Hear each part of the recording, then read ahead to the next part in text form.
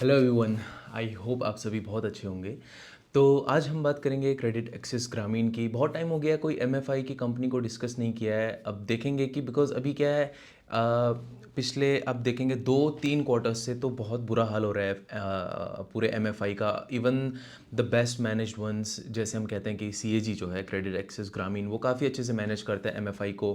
अब उसको कंपेयर करेंगे अगर फ्यूजन से, स्पंदना से, और बहुत सारी कंपनीज़ हैं जिन्होंने इतना अपना पैसा खो दिया है, क्रेडिट कॉस्ट उनका इतना बढ़ गया है। आई थिंक अगर हम फ्यूजन की बात करेंगे तो 10% के ऊपर उसका ग्रॉस नॉन परफॉर्मिंग एसेट इस टाइम पे चल रहा है। तो उन्होंने अपना बहुत कैपिटल खोया है because they were not managed properly. बिल्कुल उल्टा सीधा लोन दे के, फिर कलेक्शन एफिशिएंसी भी उनकी इतनी अच्छी थी नहीं। पता नहीं क्या किया है फ्यूजन ने, तो क्या ही किया है। कॉवेनेंट ब्रीच हो रहे हैं, अब लेंडर्स से आपको एग्जेम्पशन मांगना पड़ रहा है। बहुत बुरे हाल है फ्यूजन के तो इस टाइम पे। स्पंदना के भी यही हाल है। बाकी स्मॉल फाइनेंस बैंक में भी कई हैं, ईएएसएफ वाला, उसको तो बहुत ज़्यादा प्रॉब्लम हो रहा है। लेकिन हम सीएजी की बात करेंगे बिकॉज मुझे लगता है कि अगर माइक्रो फाइनेंस को टर्न करना है, बिकॉज सिक्लिकल होता है माइक्रो फाइनेंस। कब जब करता है तो बहुत अच्छा करता है, लेकिन जब ख़राब करता है तो उतना ही ख़राब करता है। और पिछले 3-4 क्वार्टर्स का उसका साइकिल भी छोटा होता है। 3-4-5 quarters maximum for the best managed ones. जो ख़राब मैनेज कर रहे हैं उनको लिए तो क्या साइकिल, क्या क्या, उनको बहुत टाइम लगता है इवन आउट होने में। तो सीएजी अब लीड करने लगा है। और मतलब मैं आपको ये दिखाना चाहता हूँ कि एक जब आप माइक्रो फाइनेंस का एनालिसिस कर रहे हैं तो माइक्रो फाइनेंस का जो बिज़नेस मॉडल होता है, जो पर्टिकुलरली एमएफआई बैंक्स का जो बिज़नेस मॉडल होता है, वो बहुत ज़्यादा डिफरेंट होता है और फाइनेंशियल इंस्टीट्यूशन से। अगर आप सीएजी को कंपेयर करना चाह रहे हैं एचडीएफसी से, या फिर किसी और एमएफआई, किसी और स्मॉल फाइनेंस बैंक से, तो फिर भी कहीं ना कहीं हम कर सकते हैं बिकॉज उनका लोन टिकट साइज़ छोटा है। अदरवाइज़ बहुत ज़्यादा कंपैरिजन नहीं है। और पीएसयूज़ वगैरह इन सब से हम उसको कंपेयर नहीं कर सकते। एमएफआई बिल्कुल एक अलग सेपरेट एक बिजनेस मॉडल होता है इन बैंक्स का। तो हम आज समझेंगे कि इसका डीप एनालिसिस में पूरा समझेंगे कि एमएफआई को कैसे देखना है, और सिर्फ सीएजी को नहीं। इसके बाद हम प्रिटी श्योर आप फ्यूजन को या स्पंदना को या जितने भी अरमान है, किसी को भी आप जाएंगे खुद से एनालाइज करना आप चालू कर देंगे और आपको दिक्कत भी नहीं होगी। और अभी तक आपको ये तो समझ आ ही गया होगा इस फॉल के बाद कि एक पॉइंट आता है जहाँ पे आप स्टॉक टिप्स से, आप पर्टिकुलरली आपकी बात नहीं कर रहा हूँ, बहुत सारे लोग जो भी स्टॉक टिप्स से पैसा कमाना शुरू करते हैं उनका बन भी जाता है बुल मार्केट में। तो जिस स्टॉक पे आप हाथ लगाओ बढ़ जाता है। लेकिन इस टाइम पे आपको ये समझ आ गया होगा कि अगर लॉन्ग रन में पैसा कमाना है, उस पैसे को बचाना है, लॉस मिनिमाइज करने हैं और अपना पोर्टफोलियो सिक्योर रखना है, लंबे टाइम तक अगर आपको इन्वेस्टिंग के गेम पे टिकना है, तो स्टॉक टिप्स कभी भी काम नहीं करी हैं, आज भी काम नहीं करेंगी, आने वाले 100 साल तक काम नहीं कर सकती हैं। आप टेम्परेरली पैसा बना लेंगे, लेकिन मार्केट जब गिरेगा तो वही पैसा वो आपका आधा कर देगा। जस्ट बिकॉज कि जब आप स्टॉक टिप्स लेते हैं तो आपका कन्विक्शन नहीं आता है स्टॉक में। आपको आपका पूरे पैरामीटर्स पे आप देख लेंगे, किसी इन्फ्लुएंसर ने क्या बोला है, इस चैनल ने मल्टीपैगर बोला है, उसने मल्टीपैगर बोला है, बन भी जाएंगे 20-25-30% रिटर्न्स।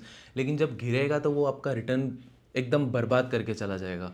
तो इसीलिए स्टॉक टिप्स पे छोड़ो, खुद से एनालाइज करना शुरू करो। इसको भी हम अब एनालाइज करना शुरू करते हैं।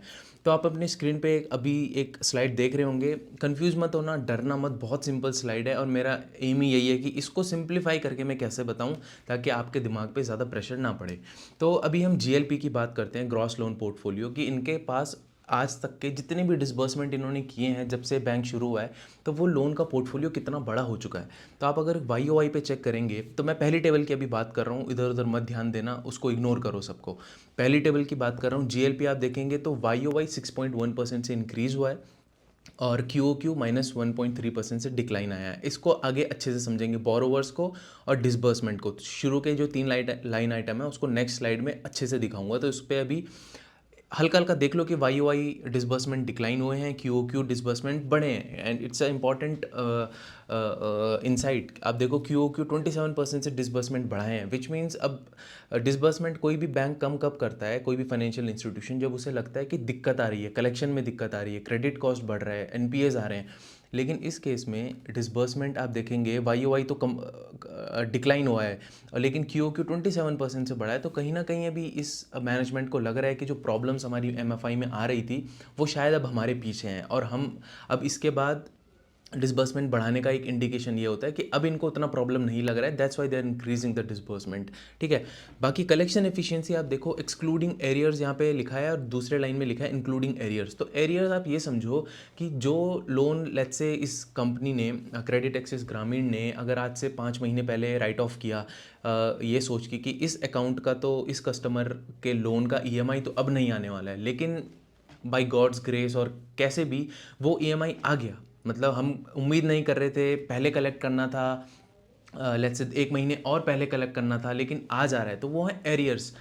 जितना हमें कलेक्ट करना था इस महीने, उससे हटके कोई अगर पुराना हिसाब कोई क्लियर करने आया तो उनको हम कहते हैं एरियर्स। और एक्सक्लूडिंग एरियर्स जब हम बात करते हैं तो वो एक्चुअल कलेक्शन एफिशिएंसी हमको दिखाता है कि जिसमें कोई पुराना हिसाब किसी ने चुकता नहीं किया, किसी ने पुराना जो ईएमआई देना था वो नहीं दिया है, जितना आना था उसमें से कितना आया इस महीने, तो उसकी बात एक्सक्लूडिंग एरियर्स में होती है और वो कम ही रहता है। ऑफ कोर्स इसमें जब हम एरियर्स जब हम इंक्लूड करेंगे तो आपकी कलेक्शन एफिशिएंसी बढ़ी हुई दिखेगी, बिकॉज आपका पुराना हिसाब क्लियर हो रहा है।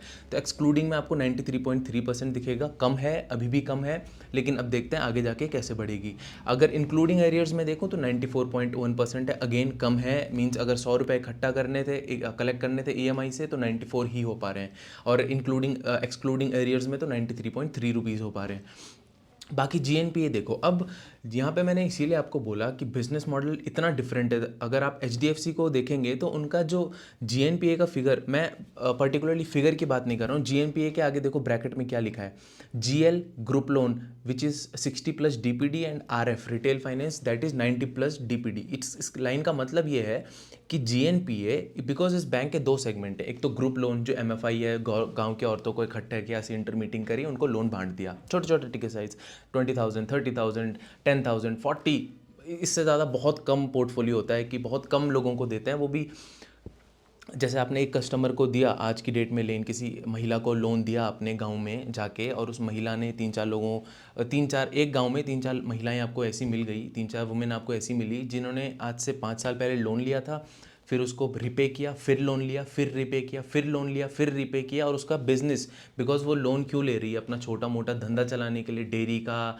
कॉबलिंग का, या किसी भी चीज़ का, आर्टी क्राफ्ट्स का, या फिर दही बेच रही है, दूध, कुछ भी।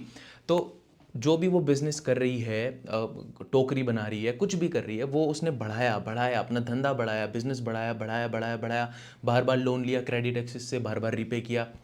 तो अब क्रेडिट एक्सेस को पता है कि इस कस्टमर का जो प्रोफाइल है, अब ये छोटे लोन से इसका काम नहीं चलेगा, ये रीपे भी बार बार टाइम पे करती है, ये जो पर्टिकुलरली महिला है, ये बार बार रीपे कर रही है, इसका बिजनेस भी अच्छा आ रहा है, कैश फ्लो भी अच्छा है, तो अब इसको ग्रुप लोन से हटके रिटेल फाइनेंस वाले सेगमेंट में डाल देंगे, बिकॉज ग्रुप लोन का लोन साइज भी छोटा होता है, वो एमएफआई में आता है, और रिटेल का जो रिटेल फाइनेंस में अगर उस कस्टमर को रिटेल में कन्वर्ट कर दिया तो उसके लिए अब क्रेडिट एक्सेस 20,000, 30,000, 40,000 नहीं देगा, ज़्यादा देगा, लेट्स से 80,000 दे दिया, 70,000 रुपीज़ दे दिया। और बिकॉज वो इसीलिए देता है क्योंकि क्रेडिट एक्सेस को पता है कि ये 3-4 साल से हमसे लोन ले रही है, टाइम पे वापस करती है, इसका बिजनेस भी अच्छा है, तो अब इसको हम एक्स्ट्रा लोन दे सकते हैं, तो उसको रिटेल फाइनेंस में कन्वर्ट कर देते हैं। तो जीएनपीए जीएल 60+ डीपीडी मतलब ये है कि ग्रुप लोन, यूजुअली मैंने आपको बताया है कि बड़े बैंक्स में, किसी भी बैंक में क्या होता है, जब 90 डे प्लस डीपीडी हो जाता है, मींस आज ईएमआई आना था, आज तो नहीं आया, अगले 90 डेज तक भी ईएमआई नहीं आया, तो उसको हम जीएनपीए डाल देते हैं कि ये लोन जो है वो नॉन परफॉर्मिंग हो चुका है, ग्रॉस नॉन परफॉर्मिंग एसेट्स में चला गया। लेकिन ग्रुप लोन की जब हम बात करते हैं तो सिर्फ 60+ डीपीडी में ये पर्टिकुलर कंपनी जो है क्रेडिट एक्सेस, 60 डेज होते ही, दो अलग अलग सेगमेंट है मैंने बताया, ग्रुप लोन और रिटेल फाइनेंस, दोनों में मैंने फ़र्क बताया, ग्रुप लोन से ही ग्रेजुएट होकर कस्टमर रिटेल फाइनेंस में आता है। तो ऐसा नहीं है कि रिटेल फाइनेंस में ही सीधा किसी भी कस्टमर को ले लेंगे, नहीं, जब तक उस 3-4 साल का हिस्ट्री नहीं रहेगा, अच्छा क्रेडिट स्कोर नहीं रहेगा, तब तक वो ग्रुप लोन से कस्टमर को रिटेल फाइनेंस में नहीं भेजेंगे। तो ग्रुप लोन का जो भी लोन सेगमेंट है बहुत बड़ा है, ग्रुप लोन का 95% इनका ग्रुप लोन का ही है, और रिटेल फाइनेंस सिर्फ 5% है। तो ग्रुप लोन में से उस कस्टमर का अगर 60 डेज से ईएमआई नहीं आया है तो वो सीधे ग्रॉस नॉन परफॉर्मिंग हो जाता है, 90 डेज़ का वेट नहीं करते हैं, 90 डेज़ का वेट करते हैं रिटेल फाइनेंस में। तो ये एक बहुत बड़ा डिस्टिंक्शन होता है। तो यहाँ से अब डायरेक्ट कंपैरिजन नहीं कर पाएंगे आप एचडीएफसी और बड़े बड़े बैंक्स के साथ, चाहे बड़े बड़े एनबीएफसीज के साथ। और बाकी ईसीएल प्रोविजनिंग आप देखो 5% करी है इन्होंने टोटल जितना भी एयूएम है। लेट्स से अगर जीएनपीए कितना था, ऊपर 3.99% आपको जीएनपीए दिख रहा है। 3.99% का क्या मतलब, जीएनपीए डिवाइडेड बाय एंटायर जो आपका बुक है, ऑन बुक जो आपकी लोन बुक है, उसका 3.99% आपका, लेट्स से आपने अगर 100 रुपये का लोन दिया है तो 3.99% जीएनपीए टोटल लोन सारे कस्टमर्स को मिला के अगर आपने 100 रुपीज़ का दिया है तो जीएनपीए 3.99 का मतलब कि 3.99 रुपीज़ आपके एनपीए हो चुके हैं। वो अकाउंट उतना आपका जो आउटस्टैंडिंग लोन का अमाउंट है उससे ईएमआई नहीं आ रहा है। तो ईसीएल मतलब जब आप ईसीएल का यहाँ पे क्या मतलब है, जीएनपीए में से जब आप प्रोविजनिंग माइनस करते हैं तो आपका नेट नॉन परफॉर्मिंग एसेट बचता है। तो होता ही यही है, आपके अगर नॉन परफॉर्मिंग एसेट्स बन रहे हैं किसी बैंक में, ग्रॉस नॉन परफॉर्मिंग एसेट्स, तो आप अपनी जेब से प्रोविजन निकालते हैं। आप मतलब बैंक अपनी जेब से प्रोविजन निकालता है, अपना प्रॉफिट्स में से एक हिट लेता है, अपना लॉस दिखा के या फिर अपने प्रॉफिट को मिनिमाइज कम करके एक अपना एक पैसे बाहर निकालता है, उसको प्रोवाइड करता है, एज अ बफर रखता है कि जो भी ग्रॉस नॉन परफॉर्मिंग एसेट हैं हमने जितना भी हमने प्रोविज़न निकाला है उससे हम माइनस करेंगे, उसको जो ग्रॉस नॉन परफॉर्मिंग एसेट है उसको कॉम्पनसेट करेंगे हम अपने प्रोविज़न से। तो फिर भी कुछ अमाउंट बचता है, आप 100% प्रोविज़न नहीं करते हैं। यहाँ पे कितना जीएनपी 3.99% है, ईसीएल प्रोविजनिंग इन्होंने कितनी की है, 5% की कर दी। बहुत ही कंजर्वेटिव अप्रोच है और अच्छी अप्रोच भी है। मींस 3.9 100 में से 3.99 रुपीज़ खराब हुए हैं, लेकिन 5.07% का आपने प्रोविजन कवर रखा हुआ है। तो एनएनपीए आपका फ़िलहाल आपको यहाँ पे दिखेगा 1.28% का। तो ठीक है, मैनेजेबल है। अगर फ्यूजन से मैं अलग से डिस्कस करूंगा उसे, लेकिन फ्यूजन का अगर आप जीएनपीए देखेंगे तो 10-11% है, इसका 3.99% है। तो अगेन बहुत डिफरेंस है how these banks are being, how these companies are being managed. ठीक है, अभी हम इस पे ध्यान ज़्यादा फोकस ना करके हम सीधे आते हैं जो साइड में लिखा हुआ है, वो काफ़ी इंपॉर्टेंट है। और मैं सिर्फ इंपॉर्टेंट आपको बताऊंगा ताकि आप भी ज़्यादा कंफ्यूज ना हो। Sustained reversal in PAR accretion, जो साइड में लिखा है, टेबल्स को भूल जाओ अब, ठीक है। अब आते हैं हम यहाँ पे जो बॉक्सेस में लिखा है, sustained reversal in PAR accretion rate beginning mid November 24, improved business momentum beginning December 24। तो ये कह रहे हैं कि sustained reversal in PAR accretion rate. पैर एक्रीशन रेट क्या होता है, पैर क्या होता है, पहले तो पोर्टफोलियो एट रिस्क मीन्स कितना अगर हम पैर के भी डिफरेंट डिफरेंट सेगमेंट्स होते हैं। पैर 15+ मतलब ऐसे कितने आउटस्टैंडिंग लोन्स हैं, लोन की अमाउंट है, बिकॉज डिफरेंट डिफरेंट कस्टमर्स को दिया होगा कि जिनका ईएमआई 15 डेज से ऊपर है, जिनका ईएमआई आज आना था आज तो नहीं आया, 15 डेज हो गए हैं अभी भी नहीं आया, तो 15+ पे चला जाएगा।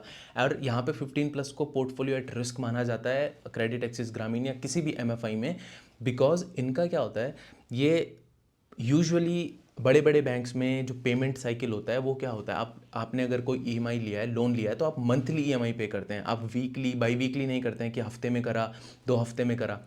एमएफआई इज़ अनदर थिंग, बहुत डिफरेंट चीज़ होती है। यहाँ पे आपको जो कस्टमर है, आप सेंटर मीटिंग करते हैं, गांव गांव में जाते हैं, महिलाओं को इकट्ठा करते हैं, एक गोल घेरे में बैठाते हैं, फिर उनसे रुपए इकट्ठा करते हैं। तो वो वीकली भी होता है, बाई वीकली भी होता है, विच मीन्स कि हर हफ्ते आपका पेमेंट आ रहा है एक कस्टमर से, ऑलमोस्ट हर हफ्ता या तो 2 हफ्ते में।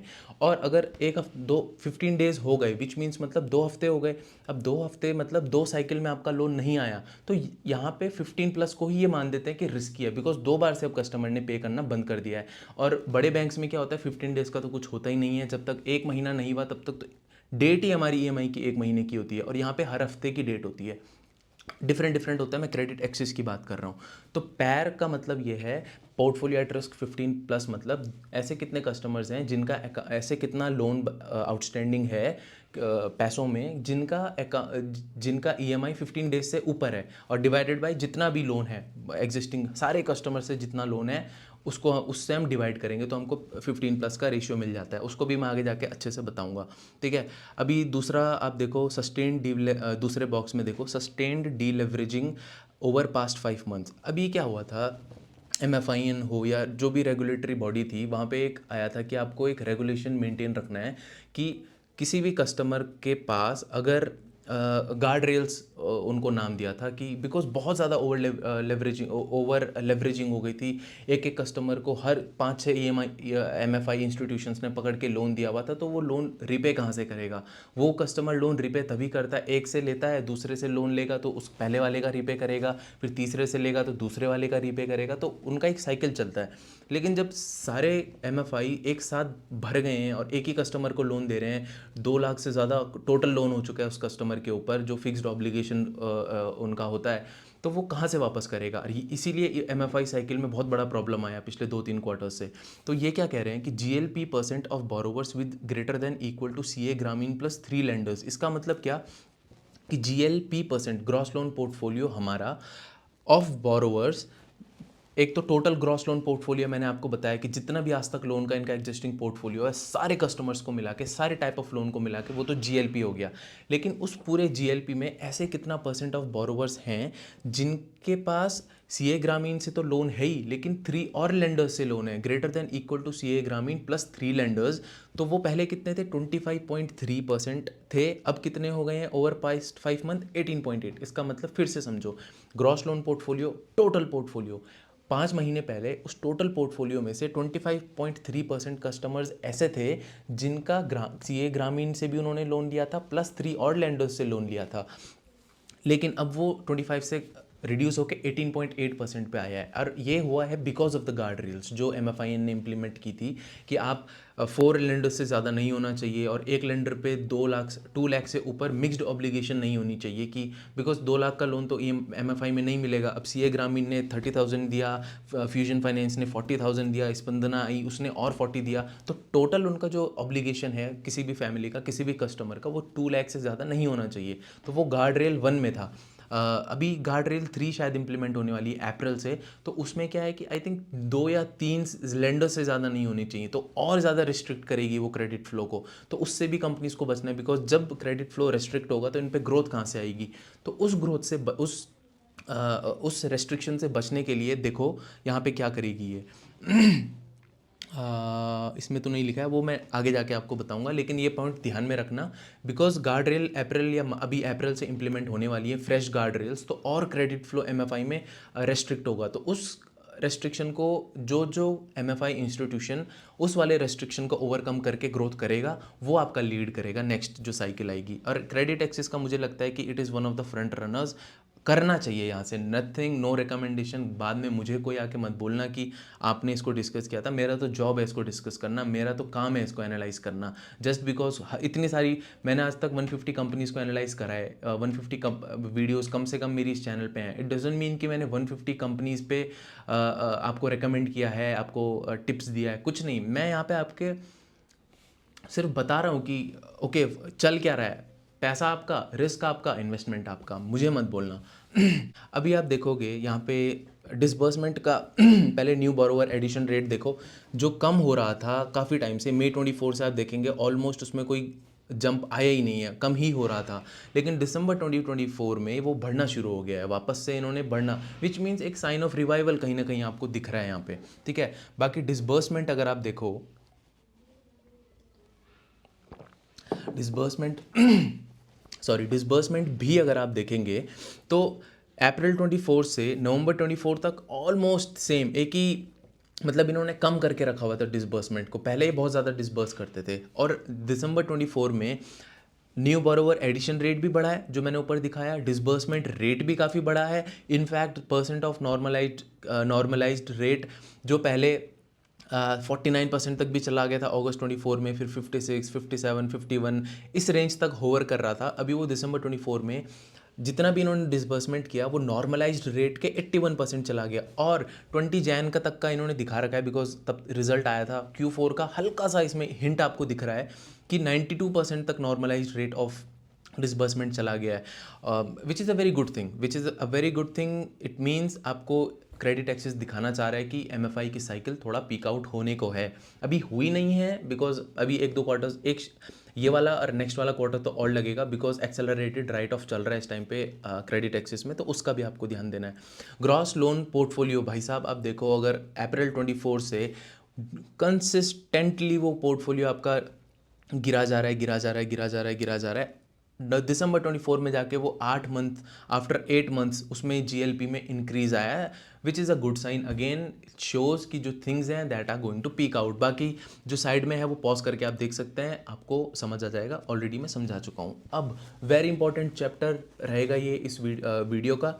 ये उनके लिए है जो एक्चुअली समझना चाहते हैं प्रोविजंस कैसे मूव करते हैं और कैसे ग्रॉस नॉन परफॉर्मिंग एसेट्स निकल के बाहर आते हैं और कैसे क्रेडिट कॉस्ट बाहर आती है। ये एडवांस इन्वेस्टर्स के लिए है। अगर आपको खाली ऊपर ऊपर का समझना है तो आप इस चैप्टर को स्किप करके सीधे नेक्स्ट चैप्टर पे जा सकते हैं। बट आई वुड सजेस्ट कि ये पढ़ो, समझो, 5 मिनट लगेगा, 10 मिनट लगेगा, होपफुली उससे भी कम, लेकिन आपको बहुत चीज़ें क्लियर हो जाएंगी इसमें।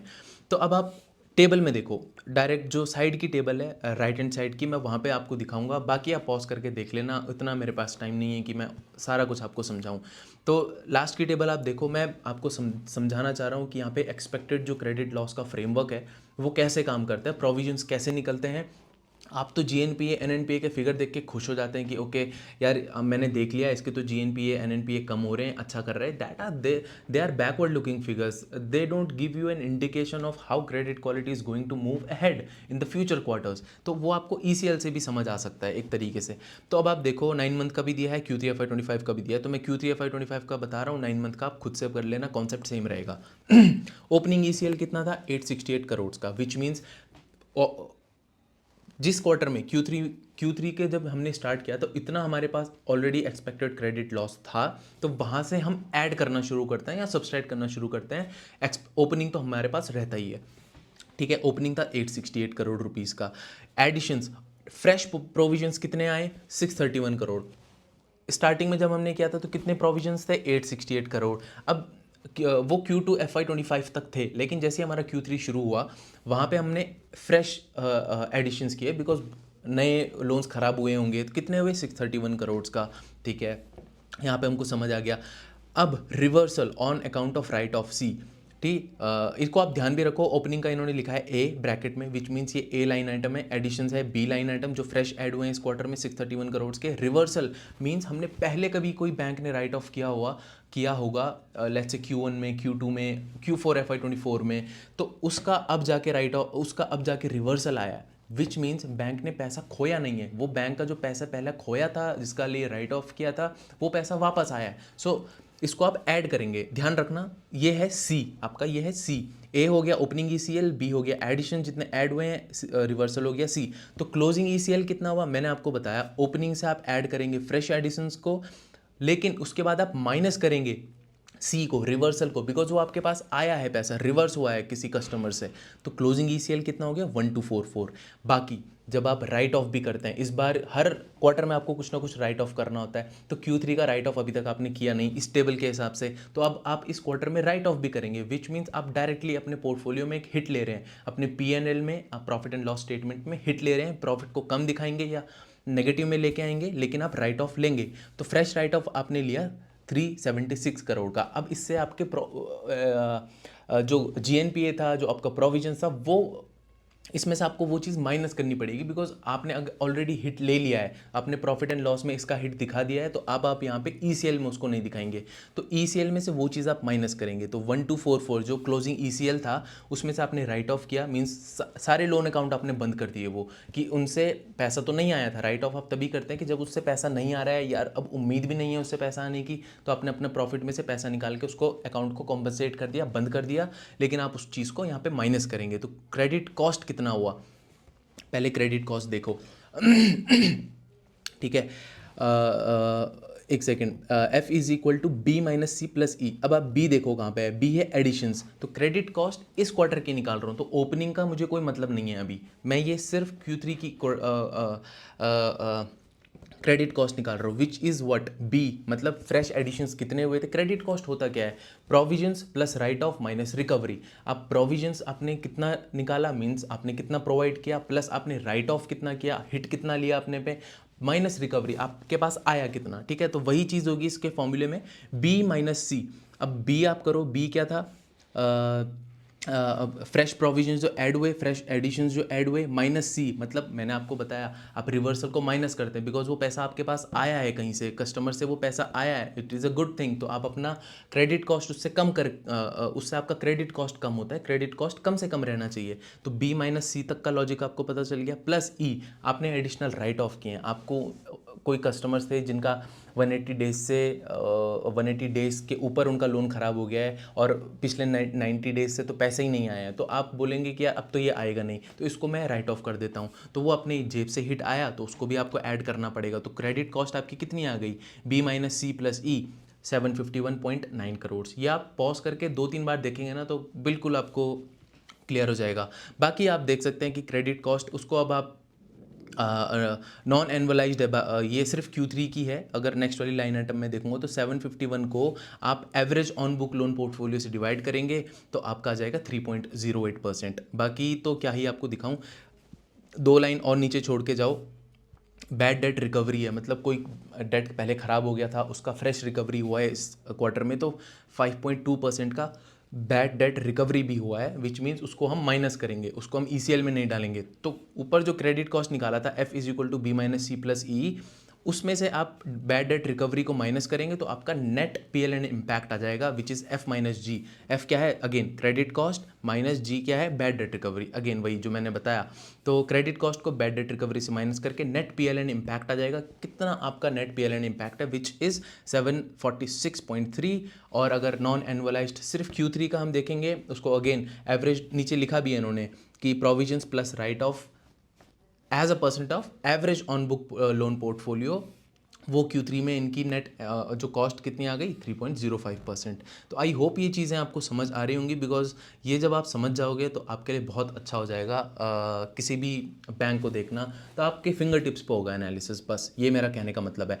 बाकी परफॉर्म इन्होंने हर साल ये क्या करते हैं, लास्ट स्लाइड होगी इसके बाद कुछ है नहीं दिखाने के लिए। एक और चीज़ है बाय द वे, जो अपडेट इन्होंने दिया था Q4 का जिसके बाद अगेन स्टॉक भागा था, तो वो भी आप देख लेना क्यों भागा। और नेक्स्ट टाइम कभी आपको और चीज़ जगह ऐसा इंडिकेशन मिले तो you can pre-empt that move, आप पहले से ही रेडी रहेंगे तो आपके लिए ही फ़ायदा है उसमें। बाकी ये हर साल मई 2024 में मई हर साल आके ये गाइडेंस देते हैं कि हमारा इस साल का कैसा रहेगा। तो अब यहाँ पे देखो कि कितना बुरा परफॉर्म किया है इन्होंने अपने गाइडेंस के हिसाब से।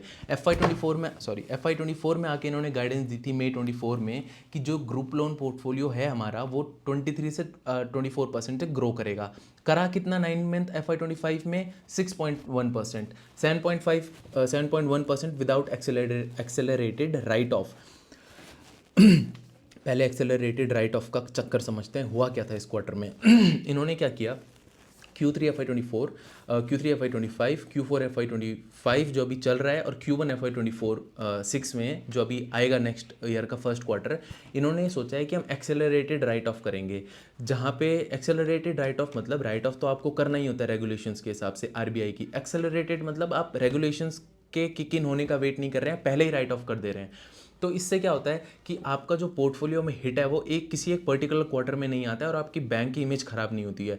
और आपको धीरे धीरे पता चल रहा होता है कि आपको जब आप एक्सेलरेटेड राइट ऑफ करते हैं तो आपकी कितनी कैपिटल बची हुई है। इन्वेस्टर्स को भी एक एनालाइज करने का मौका मिलता है कि ओके, एक साथ आप एक क्वार्टर में हिट नहीं ले सकते हैं। आपका एक क्वार्टर में हिट लेके लेट्स से प्रॉफिट अगर यूजुअली 100 करोड़ आ रहा है और आपने एक ही क्वार्टर में सारा हिट ले लिया और आपका प्रॉफिट सीधे -200 करोड़ चला गया तो इन्वेस्टर्स घबरा जाएंगे, बैंक्स घबरा जाएंगे जहाँ से आपने लेंडिंग ली हुई है, बिकॉज क्रेडिट एक्सेस भी कहीं ना कहीं से पैसा उठाता है, तो इनके लेंडर्स डर जाएंगे। तो इसीलिए एक्सेलरेटेड राइट ऑफ आप डिफरेंट क्वार्टर्स में उसको डिस्पर्स करते हैं। तो इन्होंने एक्सेलरेटेड राइट ऑफ लिया था 229 करोड़ का, आई थिंक इतना ही था। टोटल राइट ऑफ इस क्वार्टर में था 376 करोड़ का, इसी अराउंड फिगर था। उसमें से एक्सेलरेटेड था 229 करोड़ का। इसका मतलब क्या, इन्होंने क्या किया, 180 डेज 180 प्लस DPD में जो अकाउंट्स चले गए 180 DPD में जाना मतलब 180 डेज से उनका EMI नहीं आया है, तो उनको इन्होंने क्या किया, लो बंद कर दो। हमने सीधे ही बंद कर दिया और ये उस अकाउंट को मतलब राइट ऑफ, मतलब इन्होंने क्या किया, अपनी जेब से पैसा निकाला और उस अकाउंट को ही बंद कर दिया। छोड़ो, अपना इन्होंने कॉम्पनसेट किया कि अब इससे तो नहीं आ रहा है पैसा। तो इसीलिए इनका जो है वो एक्सेलरेटेड राइट ऑफ की वजह से 73 करोड़ का एडिशनल कॉस्ट भी आया था इस वाले क्वार्टर में। तो वो भी चीज़ आपको समझनी बहुत ज़रूरी है। तो अगेन 9 मंथ मैं टेबल दिखा रहा था, 9 मंथ FY25 के परफॉर्मेंस में एक्चुअल इन्होंने जो ग्रो किया है GLP को 6.1% से किया है। एम कितना था, 23 से 24% करने का। तो कहाँ, मतलब बहुत ही दूर रह गई है। तो और 7.1% होता अगर एक्सेलरेटेड राइट ऑफ नहीं करते। जब आप एक्सेलरेटेड राइट ऑफ करते हैं तो आप बुक काटते हैं, अपनी जो ग्रॉस लोन पोर्टफोलियो है वो कम हो जाता है। आपने राइट ऑफ करा, लोन अकाउंट हटाए तो वो कम हो जाएगा। तो अगर कम हुआ तो वो 6.1% से ग्रो करना के इक्विवेलेंट है, अदरवाइज 7.1 होता।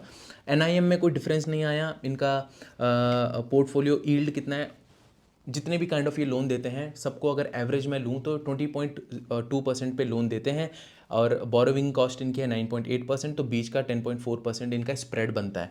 ठीक है, तो निम इनका फिर भी ठीक है, 12.8 टू 12.9 की इनकी गाइडेंस थी। 13% पे कोई प्रॉब्लम नहीं है।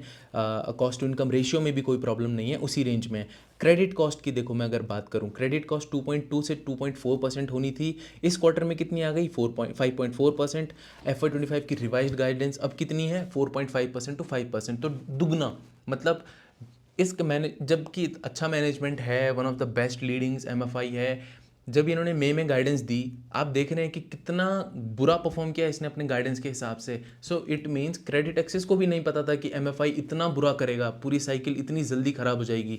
तो GLP जहाँ 23 से 24% ग्रो होना था, वो FY25 रिवाइज्ड गाइडेंस आप देखेंगे अक्टूबर 24 की, तो वो सिर्फ अपडेटेड गाइडेंस देखेंगे तो अब ये कह रहे हैं aiming for just 7 to 8% growth in FY25। मई में बोल रहे थे 23 से 24%, मतलब ऑफ चार्ट्स, बिल्कुल बुरी तरीके से गाइडेंस को बीट नहीं कर पाए, बीट बिल्कुल नहीं कर पाए हैं। NIM CI divided by I ratio तो फिर भी ठीक है। क्रेडिट कॉस्ट देखेंगे तो 2.2 टू 2.4 का रेशियो था। Jan 25 में अपडेटेड गाइडेंस कितनी है, 6.7 टू 6.9%, बिल्कुल बुरे हाल। अगेन इसमें से आपको एक्सेलरेटेड राइट ऑफ का पोर्शन भी है, जो पॉज करके आप देख लो, उसमें लिखा हुआ भी है, तो उसमें आप देख लेना। एक्सेलरेटेड राइट ऑफ का एक हिस्सा रहेगा, उसका एक कंट्रीब्यूशन रहेगा ज़्यादा क्रेडिट कॉस्ट होने के लिए। और रिटर्न ऑन एसेट्स 5.4 टू 5.5% था। लास्ट वाला टेबल, लास्ट वाला सेक्शन देखो, कॉलम कितना आएगा, 2.3 to 2.4% due to revised credit cost as guided above. Same thing with return on equity, 23 to 23.5% का गाइडेंस था, 9.5 टू 10% रहेगी due to revised credit cost. Still मतलब गाइडेंस तो इसने बिल्कुल मीट कर ही नहीं पाई है, कर ही नहीं पाई है कंपनी। बट जितनी भी मैं कंपनीज देखूंगा ना MFI में से, उसमें से फिर भी काफ़ी अच्छा परफॉर्म किया है, काफ़ी अच्छा। पर्टिकुलरली अगर मैं इनको बकवास कंपनीज से मैनेज कंपेयर करूँ, फ्यूजन, मतलब कॉवेनेंट ब्रीच हो रहा है तो आप क्या ही कर रहे हैं, मतलब छोड़ दो बिजनेस। अब देखो 5 मिनट का और डिस्कशन बचा है, बहुत इंपॉर्टेंट है। इसमें आपको ही समझ आएगा बिकॉज हमें एक हफ्ते पहले इन्होंने अपना Q4 का अपडेट जो निकालती है कंपनी, पहले ही Q4 के रिजल्ट से पहले जो अपडेट्स आते हैं, तो उसमें से भी अपडेट आए थे। इसमें से आपको बहुत जल्दी जल्दी मैं बताऊंगा। वैसे मैंने पोस्ट भी डाला था इसका, तो बहुत लोगों ने कहा था पोस्ट ज़्यादा समझ नहीं आया, इवन दो मैंने उसको सिंपल करके डाला था, फिर भी मुझे समझ आता है कि बहुत लोगों को समझ नहीं आया होगा, तो उसका एक एक्सप्लेनेशन है। पहले आप उसमें से समझो। इस टेबल, इस जो स्लाइड है, इसमें से आपको कुछ भी नहीं देखना है, बस वो जो चार्ट है ना वो आपको देखना है, वही इंपॉर्टेंट है। ऑल स्टेट्स मंथली पैर 15 plus accretion divided by AUM rate. इसका मतलब क्या, monthly portfolio at risk 15 plus, मैंने आपको बताया क्या होता है, divided by accretion divided by AUM rate. तो ये एब्सोल्यूट फिगर नहीं है, ये आपको इससे पता चलता है कि हर महीने का portfolio at risk 15 plus divided by AUM of that month, because AUM भी आपका हर महीने इंक्रीज होता है। तो एब्सोल्यूट फिगर नहीं है, ये रिलेटिव फिगर है। हर महीने आपका पैर 15 प्लस का भी न्यूमिनेटर चेंज होगा, तो डिनोमिनेटर में आपका जो AUM है टोटल, वो भी चेंज होगा। तो आप देखो अप्रैल 24 में 0.20% था। अब ये जितना इंक्रीज करेगा, विच मीन्स व्हाट, कि आपका पैर 15 प्लस का जो साइज है as a composition of your entire portfolio, वो इंक्रीज हो रहा है। तो वो ख़राब बात हो जाएगी, मींस आपका रिस्क बढ़ रहा है क्रेडिट क्वालिटी का। तो पहले 0.20% था, फिर उसका जो पेस ऑफ चेंज है वो 0.30 हुआ, 40 हुआ, 5 हुआ, और नवंबर 24 में आते आते वो 1.34% हो गया। विच मीन्स वर्ट कि आपका जो पैर 15 है डिवाइडेड बाय योर एयूएम, इसका रीज़न ये भी है बिकॉज एयूएम इनका धीरे धीरे कम हो रहा था। ग्रॉस लोन जो पोर्टफोलियो वो धीरे धीरे कम हो रहा था, डिसबर्समेंट कम हो रही थी। आपको बताया था ना कि जीएलपी जो था 8 मंथ से उसमें डिक्लाइन आ रहा था, अब जाके उसमें एक पॉजिटिव, एक काफ़ी अच्छा बार ग्राफ आपने देखा था उसमें। तो ये भी एक रीज़न था। अब इन्होंने पहले बोला था कि नवंबर दिसंबर में हमने पीक देखा, तो नवंबर में देखो पीक है, उसके बाद क्या है, दो चीज़ें हैं, एक्सक्लूडिंग कर्नाटका वाली जो ग्रीन में लाइन है और ऑल स्टेट्स की ब्लू में है। तो बिकॉज इनको कर्नाटका का इनका बहुत बड़ा पोर्शन है, कर्नाटका, तमिलनाडु, महाराष्ट्र, मध्य प्रदेश, बहुत बड़ा पोर्टफोलियो है इनका, इन्हीं 4 स्टेट्स में कॉन्सेंट्रेटेड है। तो कर्नाटका में प्रॉब्लम ऊपर लिखा भी है, अगर आप देखना चाहें तो कर्नाटका में अगर प्रॉब्लम आएगी तो इनको, इनके पूरी ओवरऑल कंपनी में प्रॉब्लम आएगी, बिकॉज कर्नाटका बहुत बड़ा स्टेट है इनके लिए, बहुत कॉन्सेंट्रेटेड है कर्नाटका में। तो पहले हम देखते हैं इंक्लूडिंग कर्नाटका। तो इंक्लूडिंग कर्नाटका आप देखो, जो 1.34 से नवंबर 24 से लेके वो 0.95 पे आया, 0.88 पे आया जनवरी 25 में, लेकिन फेब 25 में वो फिर से बढ़ गया 1.02। अब यूजुअली क्या होता है, 0.3 टू 0.4% से 40, उससे ये ग्रो करता है हर साल, हर क्वार्टर में, वो एक नॉर्मल रेट होता है इंक्रीज करने का। लेकिन उससे ज़्यादा कर रहे तो प्रॉब्लम है, कम कर रहा है तो विच इज़ गुड। तो कम हो रहा था जैन में कम हुआ, लेकिन फिर बढ़ गया because of the Karnataka ordinance जो मैंने आपको बताया। वहाँ पे पता नहीं क्या हुआ, किसी ने कंप्लेन किया, नहीं किया, ऐसा हो रहा था कि शायद लोकल्स जो थे या फिर जिनको लोन दिया हुआ है उनको शायद बहुत सारे एमएफआईज हैरेस करने लग गए, गुंडे भेजे, क्या नहीं जो भी हुआ। तो वहाँ पे सबको हुआ कि ऐसे आपको ऐसे तरीके से कलेक्ट नहीं करना है, तो जो भी डिस्टर्बेंसेस वहाँ पे आई, फिर वहाँ पे एक ऑर्डिनेंस निकाला, अब जाके चीज़ें स्टेबल हैं। कंपनी का ये कहना है कि 1 या 2 महीने में चीज़ें स्टेबल हो जाएंगी। नया ऑर्डिनेंस आया है, तो जो अनरजिस्टर्ड एमएफआईज हैं उनको ज़्यादा इम्पैक्ट करेगा, ये हमको नहीं करेगा, क्योंकि ये तो अगेन आरबीआई रजिस्टर्ड है। तो 1-2 महीने में कर्नाटका भी ठीक हो जाएगा। तो अगर हम एक्सक्लूडिंग कर्नाटका एक बार को देखें, तो वो जो नवंबर से डिक्लाइन आ रहा था वो कंसिस्टेंट है अभी भी। अगर हम एक्सक्लूडिंग कर्नाटका देखें तो 0.55 पे आ गया है। तो इससे आपको एक बहुत क्लियर इंडिकेशन मिलता है कि ओके, शायद चीज़ें ठीक हो रही हैं एमएफआई में। अब देखो कर्नाटका में पर्टिकुलरली क्या हुआ। तो नवंबर 24 में जो पैर 15 plus accretion divided by AUM rate था, वो मैंने आपको आई होप समझा दिया हो, लेकिन नहीं समझ आया तो फिर भी आप कमेंट्स में पूछ सकते हैं। बट अगेन मैं इससे ज़्यादा क्या ही आपको समझाऊँ, वहाँ भी मैं यही समझाऊंगा। नवंबर 24 में जो 1.01 था, वो दिसंबर और जैन में ऑलमोस्ट बराबर था, 0.72% पे जो पहला ग्राफ है। बाकी फेब 25 में वो सीधे 2.02 पे हिट हो गया, ऊपर चला गया बिकॉज ऑफ दैट ऑर्डिनेंस, ठीक है। लेकिन उसके बाद नीचे वाला ग्राफ देखो, वीकली पैर 0 प्लस एक्रीशन, 15 प्लस नहीं है यहाँ पे, पैर 0 प्लस, एक भी दिन ईएमआई किसी का नहीं आया तो वो सीधे इसमें इंक्लूडेड हो जाएगा 0 प्लस में, मतलब एक भी दिन आपका ईएमआई नहीं हुआ जो। और एक्स बकेट कलेक्शन एफिशिएंसी, तो पहले आप ब्लू वाली लाइन देखो, पैर 0 plus accretion divided by AUM. और इस कंपनी की अच्छी बात यह है, बहुत अच्छे डिस्क्लोजर्स देती है। आप डेट्स देखो ना, 19 जैन से लेके 26 जैन वीकली डिस्क्लोजर दिया है इन्होंने, इसमें वीकली चार्ट बनाया है। तो जो पैर एक्रीशन था देखो, अब यहाँ पे देखो आफ्टर वो है ये ऑर्डिनेंस, तो 0.07, फिर 0.016, फिर 61, फिर जो बढ़ा 9 फेब पे वो एकदम पीक कर गया 1.23 पे, फिर वहाँ से डिक्लाइन है। इसमें ऐसा कुछ नहीं है एक्सक्लूडिंग कर्नाटका इंक्लूडिंग, ये स्लाइड ही पूरी कर्नाटका की है। तो ब्रैकेट में जो साइड बॉक्स में लिखा है वो तो आप पढ़ ही सकते हैं, वो आपको ऑर्डिनेंस का इशू भी वहाँ से समझ आ जाएगा। बाकी आई होप यहाँ पे आपको वीकली पैर 0 एक्रीशन आपको समझ आ गया हो, कि डिवाइडेड बाय एयूएम आपको समझ आ गया हो कि वो ऑर्डिनेंस के बाद भी डिक्लाइन हुआ है कर्नाटका में, विच इज़ अ गुड थिंग। बाकी एक्स बकेट कलेक्शन एफिशिएंसी मतलब वो होता है कि पिछले क्वार्टर में जितने लोन सही थे, सही मतलब उनका ईएमआई मिसिंग नहीं था, टाइम पे लोन आ रहा था, तो इस क्वार्टर में आते आते उन पर्टिकुलर अकाउंट से आपने कितना इकट्ठा कर पाया। इसमें कोई भी ऐसा लोन इंक्लूडेड नहीं है जो ऑलरेडी डिफ़ॉल्ट करा या पहले डिफ़ॉल्ट कर दिया था फिर धीरे धीरे दे रहा था। सारे वैसे अकाउंट्स जो पिछले महीने, लेट्स से अभी क्या चल रहा है मार्च, फेब में उतने कितने अकाउंट जो फेब में जिन्होंने टाइमली पेमेंट किया है, उनमें से कितनों ने मार्च में भी टाइमली पेमेंट किया है, तो आपको इससे एक्स कलेक्शन बकेट का पता चलता है एफिशिएंसी का।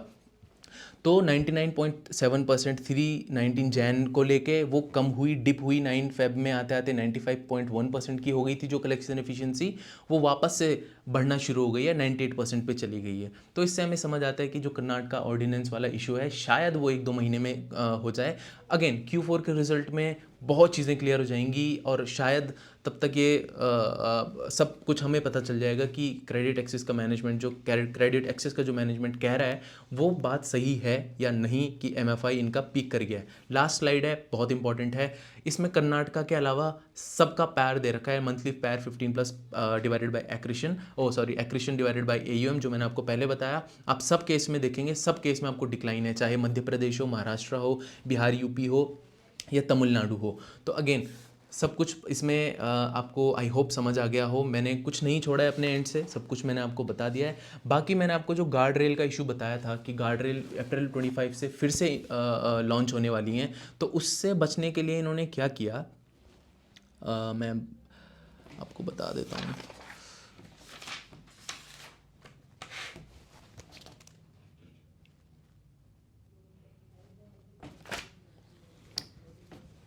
इन्होंने ये किया था कि 80% ऑफ इनके कस्टमर्स जो थे, हाँ ओके, तो out of 23.6% of borrowers with greater than equal to C access Grameen plus 3 lenders, मतलब आउट ऑफ 23.6% ऐसे इनके पास बोरोवर्स हैं जिन्होंने सी ए इन क्रेडिट एक्सेस से और 3 और लेंडर्स से पैसा लिया है। इसमें से क्या है, 84% तो प्रॉम्प्टली पेइंग, वो जो तुरंत तुरंत पे कर रहे हैं। 16% इन पैर 15+, जो मैंने आपको बताया पैर 15+ क्या होता है। 16% ऐसे हैं इसमें से जो पार 15+ में चले गए हैं, विच मीन्स 2 हफ्तों से इनका पेमेंट नहीं आया है।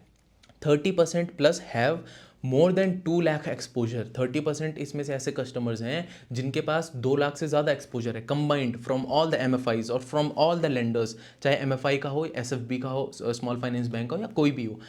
ठीक है, 84% बोरोवर्स विल ग्रेजुअली पे ऑल देयर लोन्स। इनका एक वो है, ये क्या कह सकते हैं, एस्टिमेशन है, ऐसा हुआ नहीं है, ये एस्टिमेट कर रहे हैं।